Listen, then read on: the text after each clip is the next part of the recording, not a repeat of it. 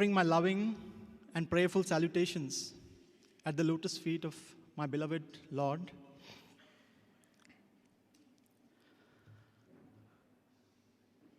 Esteemed Dr. Narendra Reddy sir, Chakravarti sir, Dr. Ravindran, Ramakrishna sir, Dr. Bill Harvey, esteemed elders, and my dear brothers and sisters.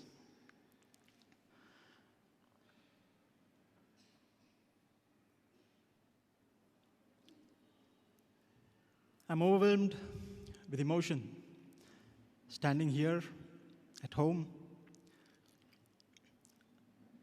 standing in front of all of you, young aspirants, being a co-aspirant along with you, in a place so surcharged with memories, in a place pulsating with divine grace, with divine love. And as I stand here, a million memories crisscross within the head. And I see myself 20 years back as a youngster dancing in front of Swami right here, and Swami sitting here. We had come here for a Shiva Tandava rehearsal. I was supposed to be dancing as Lord Shiva, and there was Bhagwan sitting there facing that side, and I was performing the dance right in front there.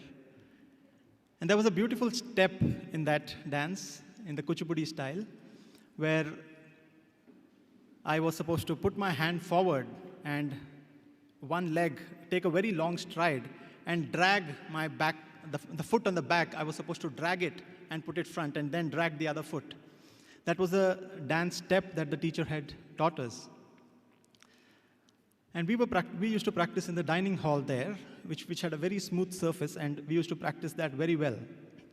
And we did the same step here. And after that step, I was panting and huffing, and I came closer to Swami, telling that, okay, Swami, we have done the rehearsal. What is Swami's comments? With a lot of anticipation, we came close, and Swami said, Chudu Bangaru, back foot drag nahi kar sakta, lift karke rakh sakta hai. He tells, don't drag your back foot, lift it and keep it. And I was elated that Swami has spoken to me, and the thought, the instruction from Swami registered in my mind, and I said, yes, Swami, I will do that. And I was panting, and I went and stood in the front, all sweating profusely, and I felt that my feet are all wet. And when I looked down, I felt that all my toes had got bruised. They had all actually skinned, and all my toes were bleeding. It was only after after I went back that I realized that my feet were bleeding. Even before the neurons of my own body could send the message to my head, there was Bhagwan already telling me that don't do that step, you will hurt yourself. This is a very warm memory of Bhagwan telling or teaching me, giving me a personal experience of how very close he is to all of us. Another wonderful memory, a very humorous, hilarious memory, is of Bhagwan sitting inside this D, as we call it, where the current projector is lying, and the outside D had come much later, and Swami was sitting here, and there was a beautiful program that was going on. Here on this stage, the school children of Delhi had come. I was sitting next to Swami at his lotus feet, and because I'm sitting down, I cannot face the stage. I used to face diagonal. I used to be seated facing that way, and I could see only this half of the stage. Whenever I used to turn my head, looking at Swami first and then looking at the stage to see to get the bearings of where things were. And all of a sudden, I could hear laughter from behind. And I looked at Swami, and Swami was red with laughter. He was not able to control his laughter. He's with a handkerchief, he's trying to smother his laughter. And I was wondering what's happening, nothing happening on the stage on this side. And I looked the other side, there was one small child, and there was a beautiful dance going on, and this small child of around 4, his pajama had come loose and it was around his ankles. And in spite of that, this boy was continuing to dance, in a very innocent way. And the moment I saw that, I could not stop laughing, and I kept my head down, and looking at Swami, I started laughing. And when I was with my head down, I suddenly got a pat on my head, a very tight pat on my head, because I found out that because I am laughing more, Swami is not able to stop his laughter. So it was a vicious, I would say, a wonderful cycle of the laughter spiraling out of control. And Bhagwan was so happy, so full of love. These are memories. These are memories of love. These are memories that he has left with us, that fills us with joy every time we think about it. And he has left a million memories. Bhagwan has led a million lives in one lifetime of the avatar, because he has lived a life in each one of us. Every one of us has got a Bhagavatam in each one of us. We can write our own individual Bhagavatam of our relationship with God. What is the purpose of a divine incarnation? There are many, many interpretations. That he has come down to establish dharma, that he comes down to see that adharma is uprooted. But the most important purpose is to love. He comes to love, to be loved, and to teach us the real meaning of love. I was thinking about, really thinking deeply about the word love, and because of being in the internet age, I Googled the word love. And the etymological root that came out of that was the Sanskrit root of the word love, which is lubhyati. Lubhyati is desire. And I was wondering, how come desire is the root of love? And then came the beautiful saying of Bhagwan. Bhagwan says, the 4 purusharthas, the 4 pillars on which mankind, the human race rests, are dharma, artha, kama, moksha. And Bhagwan beautifully pairs dharma and artha, that is righteousness and wealth. Wealth should be earned righteously. And he pairs kama and moksha, that is desire should be for self-realization. And that, when that combination happens, when desire gets sublimated for a goal much higher than our physical body, for a goal that is of the highest nature, then that desire gets transformed into love. And no doubt, no wonder then that the root of the word love in English comes from the Indo-European Sanskrit language called lubhyati. And Bhagwan's whole purpose, a purpose of divinity, is to teach us to graduate from this love at the individual level to the level of society, to nature, and to God. Bhagwan gives the beautiful relationship. I'm enamored, absolutely enamored by that relationship that Bhagwan talks about, the Vyashti, Samashti, Srishti, and Parameshti, where God is the supreme, and the individual is but a subsystem of society. Society being a subsystem of nature, and nature being a subsystem of God. An organic relationship, a bio-relationship, if you may. And that is the graduation that Swami does. And the whole talk that the framework for sharing the experiences that I have thought about is how Swami helps us to graduate, to blossom this love from the individual level to the universal level. And that, dear brothers and sisters, is what I feel is practical spirituality. Because with Swami, there is no such definition, distinction of spirituality and non-spirituality. Everything, Swami says, is spiritual. He does not believe in matter and energy. He says everything is energy. Similarly, he does not believe in the non-spiritual and the spiritual, because everything is the spirit and everything is spiritual. Everything is energy. Chaitanya, as Swami always used to say. This is a wonderful retreat, and I have been observing this beautiful image and the radiation of love that keeps coming out of that unity that is shown there with the purity of the lotus. It's beautifully thought out. My salutations to the person who has designed this, and it's a beautiful logo for the retreat. And the very fact that we are talking about practical spirituality for the youth, I can feel Swami smiling with happiness, because whenever youth used to congregate at his feet, he used to be happy, because he used to say, youth are the ones who have a long journey to make. You're long distance passengers in the train, Swami used to say.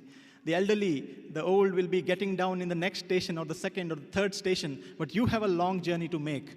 And the amount of energy Bhagwan used to spend, whether be it the boys, be it youth from outside, whenever they used to congregate, Bhagwan's energy levels would be youthful.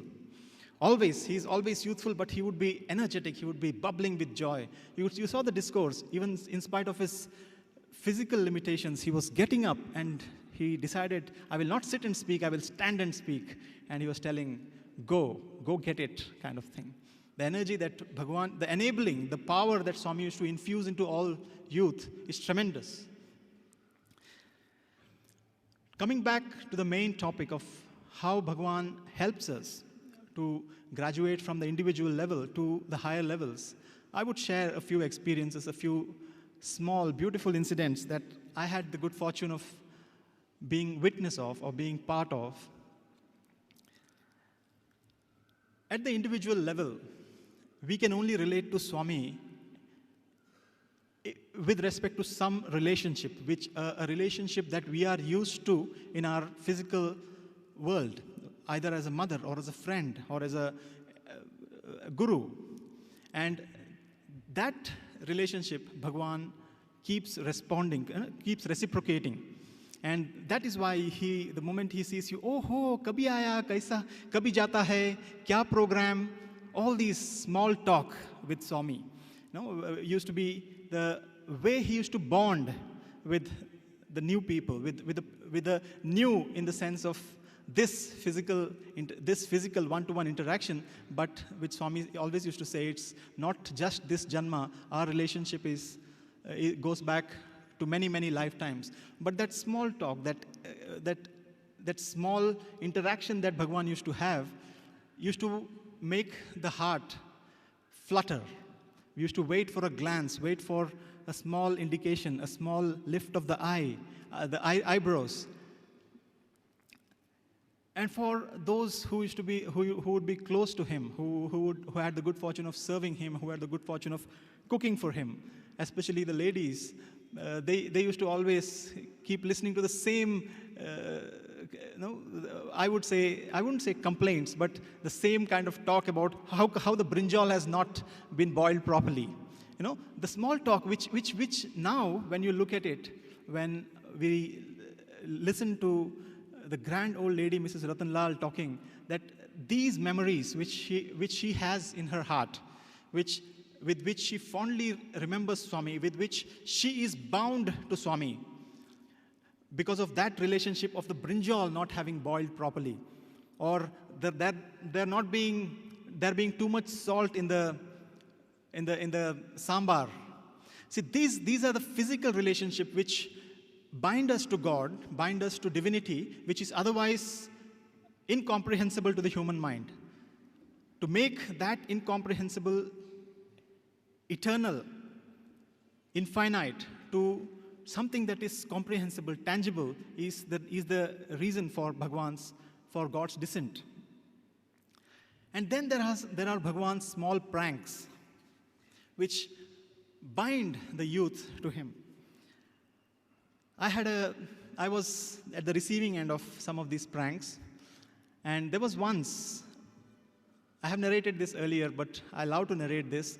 There was once a small box that had come to Vrindavan, and it had come by the courier, and it was lying on the upper story of Vrindavan. And as Bhagwan was coming from, he had finished his interviews, and he came into this storeroom and told, "What is that box?" I told, "Swami, I have not opened it." "Open it." And I opened the carton box, removed one flap. There are two flaps to the carton box. I opened one flap, and I saw there were pickle bottles. There were bottles of pickle. And I picked out one and showed Swami, "It's Urgai, Swami, it's pickle." Swami told, "Open." I was opening it. Swami told, "Be careful, your shirt will become red." Monkey mind, youthful mind, always chattering. And I thought to myself, "Swami, do you think I am that careless?" Just a thought in the mind. And I was very, very carefully opening the pickle, and I showed it to Swami. Swami told it, "Bring it closer." Swami smelt it, told, "Petko." Told, "Keep it." I took the pickle back, I closed it, and I kept it back into the box. And Swami went to the dining hall. I went behind Swami. Still the monkey mind wagging, the tail keeps on looping. And I was thinking, see, nothing happened. I was careful. Swami finished his lunch, went to his room, came back later in the afternoon, and as if he had played the rewind button, he comes to that same room and asks, "What is that?" I told Swami, "It's the box that we saw in the morning. Open it." I told Swami, "It's pickle. Open it." I told Swami, and I saw that the other flap was not open, so I opened the other flap, and I saw there were sauce bottles there, plastic bottles of tomato sauce. And I removed, Swami, tomato pachadi, I told. It's tomato chutney, because you don't have a Telugu equivalent of the word sauce. So I told Swami, "Pachadi, Swami." "Tervu." Swami told, "Open it." And I took out the bottle. I still remember very vividly. It's a red plastic bottle with a white cap. And as I was opening it, I have seen Coca-Cola, I have seen Pepsi fizzing out like that, but never have I seen tomato sauce coming out like that. I opened it, it comes, and my entire shirt is red. And I am terrified now. Swami is going to blast me. And when I turned, as soon as the thought came, I had a bang on the door. And when I looked back, Swami has fallen on the door, and he's uncontrollably laughing. He's laughing out so loud, and he's wiping his eyes and his mouth with a handkerchief, uncontrollably laughing. And he tells me, just to drive home the point, so that the thick head, the thick skull of mine does not miss the point, he drives home the point. In the morning, I did not tell you that there'll be pickle on your shirt. I said your shirt will become red. So there you go. So there I was with red tomato sauce on my shirt. But these memories make God so approachable to a young mind. It bonds the young mind to divinity, to a friend who is approachable, who is there to guide you, who is there to continuously take you one step at a time. And when Swami says, "Don't follow me, don't go in front of me, but walk with me," he does mean it. He means that. Be a friend to him. So that was a beautiful incident for me. And that's how he slowly, as you get attached to him, as you learn to derive joy from that divine memory, from those divine thoughts, you find that other things become less and less important to you. The smaller things in life, probably for me, the biggest thing in life used to be drama. I used to be a good actor, and to participate in dramatics used to be one of the most important things in my life. And Swami told one day, when the director of the drama had come in, and he had written a role specifically for me, and I was elated, and Swami said, "Dekho Bangaru, from tomorrow onwards, don't come early for darshan. You can go for drama practice. And do not come early for darshan. Earlier, I had this good fortune of coming early for darshan and spending a few minutes at the lotus feet. And Swami told, you go for drama practice and do not come early for darshan. What do you choose? What do you choose? Choose God or choose the drama? And this drama of God keeps going on. So, and as you keep making choices, as you keep choosing God over your Sunday movie, or as you keep choosing God over your football match on Sunday, and you choose the seva instead of the football match, you choose seva over the Sunday evening movie, then slowly you keep weighing things and how some things start getting more important in life and other things start losing its importance. So this is how God keeps working. And then he slowly, as the mind expands, as we start thinking about widening our horizons, Bhagavan takes us to the level of the society, to think about others, to bring in that beautiful word called empathy. The very definition of spirituality is empathy, to be able to feel what others feel, to be one with their thought, one with their feeling, empathy. And that was so beautifully brought to me in an incident from Bhagavan that included my mother. And there was a period of time where I used to be very, very tightly held up with work. And when I was we were here in Purnachandra, and the work was, we used to be loaded with work, and Bhagavan always keeps us on our toes. And I never had any time to go and meet my mother when they had come for one of the festivals. And they had stayed here for 7 days, and all those 7 days, there were too much of work in the office, and then I had to rush back. I could not get time to go and meet my mother. And on the day of their departure, I had gone and met them, met mother, and mother started crying, telling that, why is it that you don't come to meet me? Why is it that you don't come to meet me? Why is it that you are going away from me? So that's the mother's agony, the mother's heart crying out. And I was already making the choices, choosing God over everything else. That was how my mind was going. It's the individual thing that I want only this. I am focused, that kind of a thing. And I was continuously making my choices. And I told mother, I started giving a discourse to my mother, saying that, mother, you should not have attachment to your son. You should have your attachment only to Swami. And so that's the relationship that you should have with Swami. Why are you getting attached to me? And a very, very good spiritual discourse started over there. Father joined me, and mother, who was crying, became even more despondent. And I came back to Swami all bloated with thoughts, telling that, okay, now I have made my mother wiser. And I came to Swami expecting a pat on my back, and I told Swami, this is what I told mother. And Swami blew up. Swami burst out telling, Buddhi ledu niku. You have no sense, do not have common sense. How dare you tell your mother that she does not have right to love her son? It is the right of a mother to have attachment to her son. Go and tell your mother right now that this is what Swami has told. I dilly-dallied. I told Swami, they might have already left. Are you going to go or not? I jumped out of there and ran. And I told my mother, telling that this is what Swami has said, that an individual who has stayed for 9 months in a womb, what right does that person have to tell that the mother cannot have attachment? What is that arrogance in you that you can say that your mother cannot have attachment to you? This is the beautiful balance that Bhagavan teaches us. This is the balance that Bhagavan teaches between vairagya and softness of the heart, detachment without being hard-hearted. Normally, when people go into the spiritual path, they tend to become hard-hearted, telling that I will stonewall my heart from all suffering. I will barricade my heart from all attachment.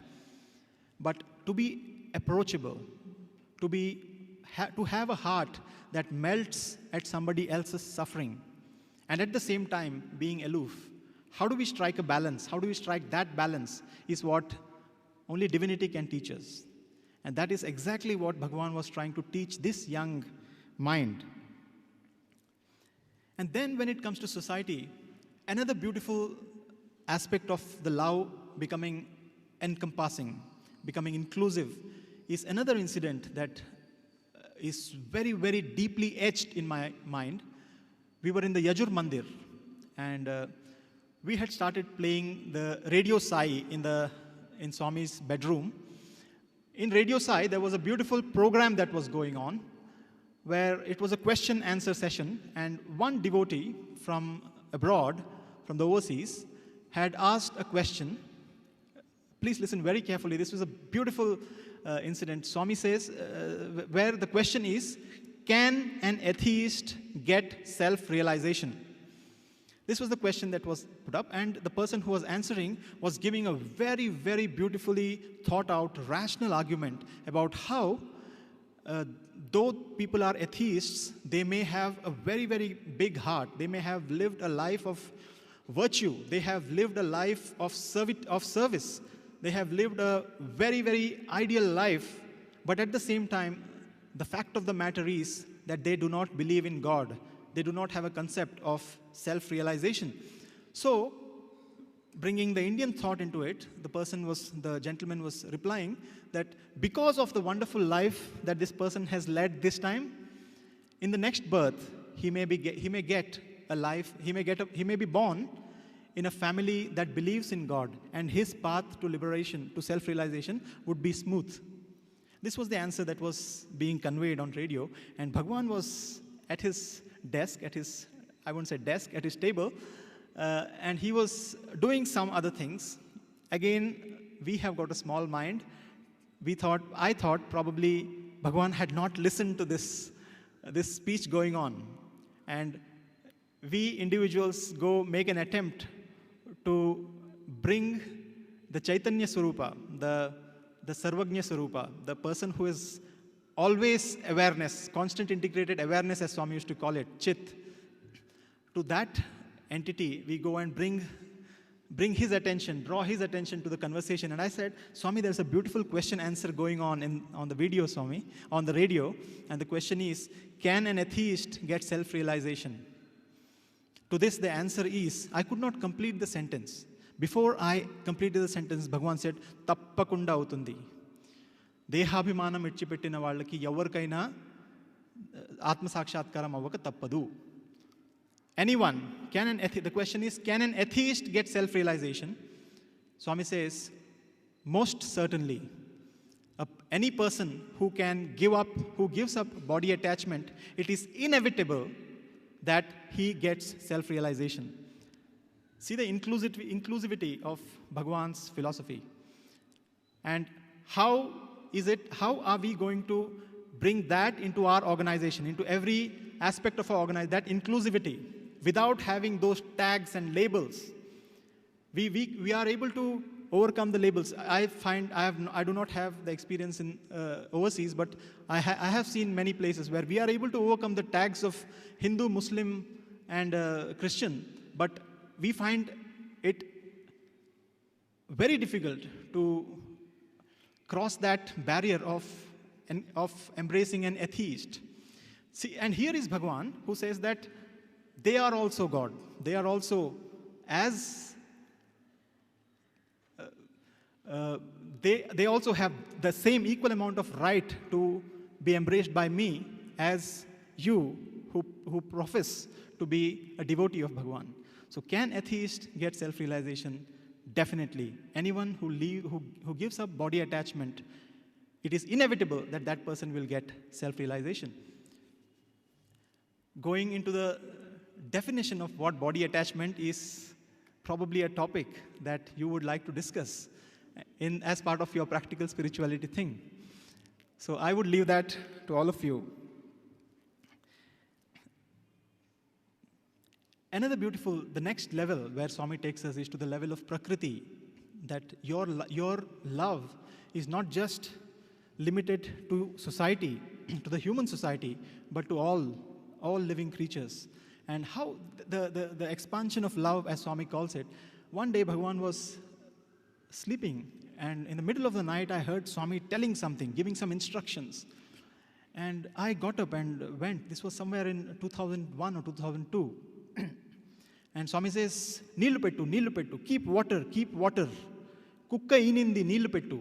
He's telling the dog, the female dog, has given birth. Keep water. I wasn't able to understand what is Swami trying to say. I'm asking Swami, do you want water? What should I do? And he is at a different plane. And Bhagavan says, keep water. The dog, again and again he's written, keep water. The dog has given birth. Keep water. And this went on for some time, and then Bhagavan stopped talking, and then I went to bed. I also went to sleep. 2 days later, there was no discussion about this. There is never a way in which you can ask Swami what it was. We normally don't ask these questions. And Bhagavan, 2 days later, Bhagavan shows me a telegram from a devotee telling that my dog has given birth to 7 pups, a litter of 7 pups. And he shows me the letter and tells, Neelu pettu deenki annanu. Saying, it is for this that I was asking you to keep the water. So what is the level of consciousness of our Divine Master?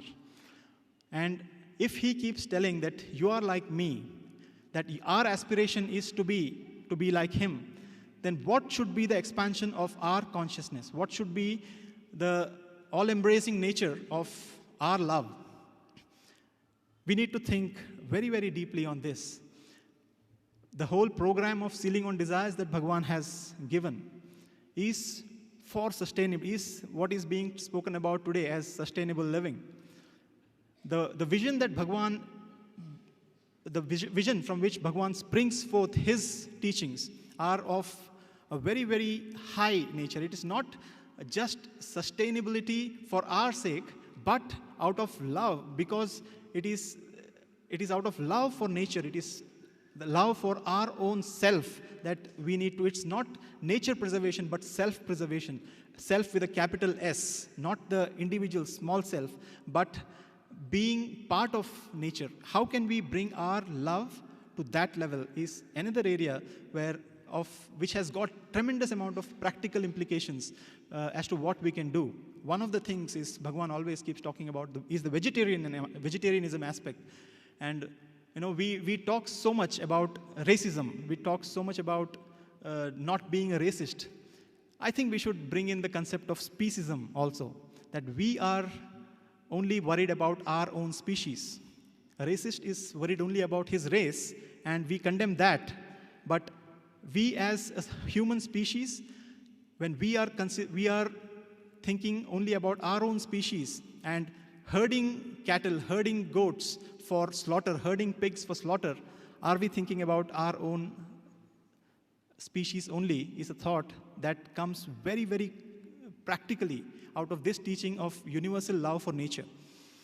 I would like boys, our brothers and sisters, to deliberate on this if you feel that it is relevant to this evolution of this expansion of our love to include other areas. And then, finally, expanding our own love to encompass the universal Lord himself, the Vishwarupa. A thought that Bhagavan had very, very strongly imprinted on my heart very early in my interactions with Bhagavan. It was my second car journey with Bhagavan. Swami had called me for a small drive in Vrindavan. And I had sat in the car. I still remember I was on the left side, Bhagavan was on the right. And 3-4 minutes out of Vrindavan, when we were going on the road, Bhagavan suddenly turned like that and asked, "Kya dekh sakta hai? What do you want to see?" I did not comprehend the question. And I was staring blankly at Swami. What should I answer? He said, Swami asked, do you want to see Rama? Do you want to see Krishna? Then the impact of that question hit me. Here is Swami giving me an option to see him as some other form. And from the one side, the thought keeps telling, this is your chance, Satya, you ask. And the memory brings from what we have read. Thank you. That Hislop, the great John Hislop sir, had got the chance of seeing the blue form of the Lord in the car. And that thought flashes back in the memory, and one side says, ask. The other thought, the heart says, why do you want to see anything else? You're seeing the beautiful form of the Lord. What more do you want to see? So the manthan, in the Indian mythology, they talk about the manthan, the churning of the ocean of milk. What shall I ask? What shall I not ask? And I say, no, Swami, I don't want to see anything. Bolo da, Swami is saying, ask, what do you want? Tell me. I told Swami, nothing, Swami. Rama dekh sakta hai. Do you want to see Rama? Do you want to see Krishna? I said, no, Swami. Old man dekh sakta hai. Do you want to see the old man? He referring to Shirdi Baba. I say, no, Swami. Then he asks, do you want to see Narsimha Avtara? No, Swami. Immediately, very, very clear answer. Very, very certain about that. No, Swami. And then Swami smiles. You tell. And he's coaxing. I keep telling no. And then I think that let me take a gamble. This is my chance. So I tell Swami, Vishwaroop dekh sakta hai. I want to see the Vishwarupa. The moment I say that, Swami, who is sitting like this and coaxing me to ask, he goes back on the seat. He sits back, puts his hand out. He shows the window outside there. No? He shows the window of the car and shows the fields and says, Roj dekhta hai, samajh mein nahi aata. He says, you are seeing that every day, but you don't understand. I was dumbstruck. A young man of 22, unable to comprehend what Swami is saying. He's showing the field there and says, you are seeing the Vishwarupa every day, but are unable to comprehend. I have been looking out of the window for the last 15 to 17 years, trying to decipher that answer. But it is going to be an inquiry of a lifetime, I know that. And I know that all of you also know that. To be able to see God, to be able to see that unity is the essence of all spirituality. To be able to see that oneness is the essence of all spirituality. And after this whole car ride, when Swami came back to Vrindavan, he was going to the dining hall. Mrs. Ratanlal was standing in the front, and Swami is doing this. Dekho. I mean, he's telling that, just look at this boy, just look at this boy. I was following Swami. From behind, I can see Swami's hand going like this, and going by experience, I know that he is indicating that just look at this fellow, that kind of a thing. And Mrs. Ratanlal comes forward. What did the boy do now, Swami? With that expression, she comes forward, and Swami says, Swami seva ka avkash mila hai, moksha ke bare mein puchta hai. He has got the good fortune of doing Swami's seva, and he is asking about moksha.